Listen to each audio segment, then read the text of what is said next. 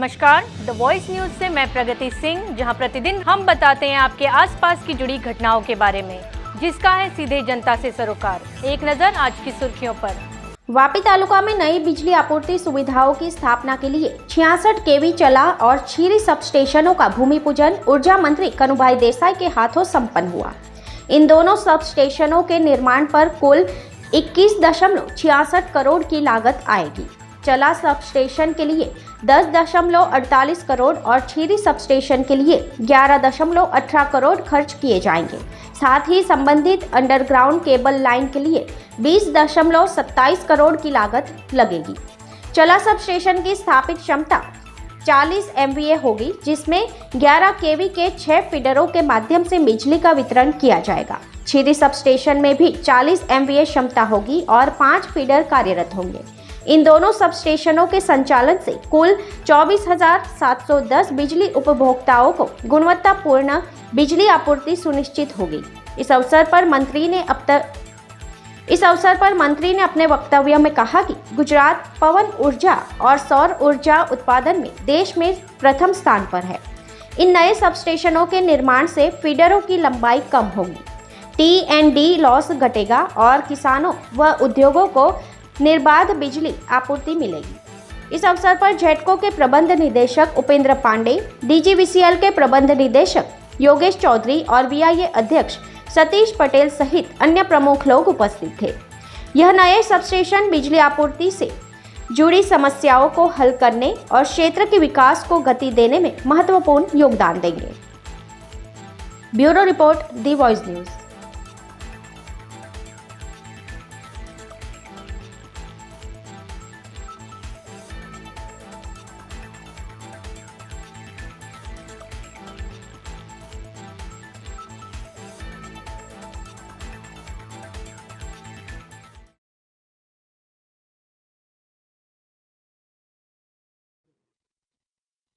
શીરી વિસ્તારના 4 ગામો અને લગભગ 50,000 ગ્રાહકો એટલે કે આ વિસ્તારમાં જે વીજળીના લો વોલ્ટેજના કે વીજળી કનેક્શનના પ્રશ્નો હોય અને સમાધાન કરવા માટે ઘણા વખતથી જે પ્રયત્નો થતા હતા, શીરી ગ્રામ પંચાયતે પોતાના વિસ્તારના ગ્રાહકો માટે સુંદર જગ્યા શોધીને જેટકોને અર્પણ કરી એ માટે શીરી ગ્રામ પંચાયતનો આભાર વ્યક્ત કરું છું અને સાથે સાથે આ વિસ્તારના ગ્રાહકોને સાતત્યપૂર્ણ અને ગુણવત્તાયુક્ત વીજળી મળશે।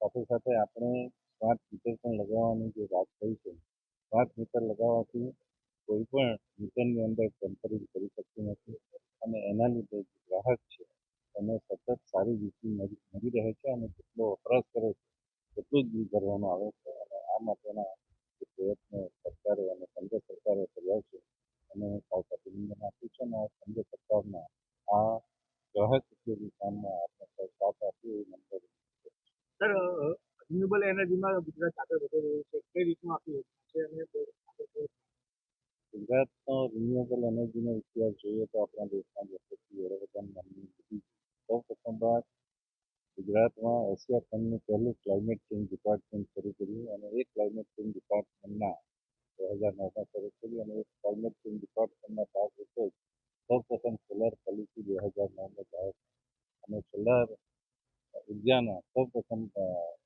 પ્રયાસ ગુજરાતમાં થયો। આજે સોલાર ઉર્જામાં અને પવન ઉર્જામાં ગુજરાત દેશમાં નંબર 1 છે। લગભગ 30,000 મેગાવોટ સાથે ગુજરાત નંબર 1 છે અને હવે પછી આપણે લગભગ 70,000 મેગાવોટનો જે પ્લાન કર્યું છે અને આ લગભગ 25,000 મેગાવોટ ખાવડા ખાતે પ્લાન બની રહ્યો છે।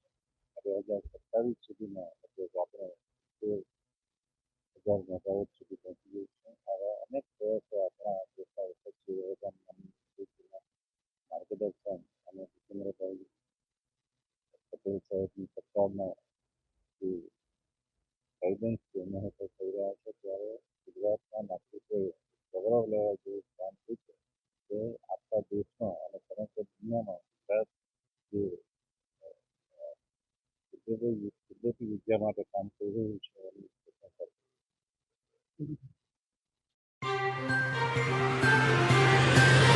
खबरों में बने रहने के लिए तो वॉइस न्यूज़ को सब्सक्राइब करें और बेल आइकन दबाएं।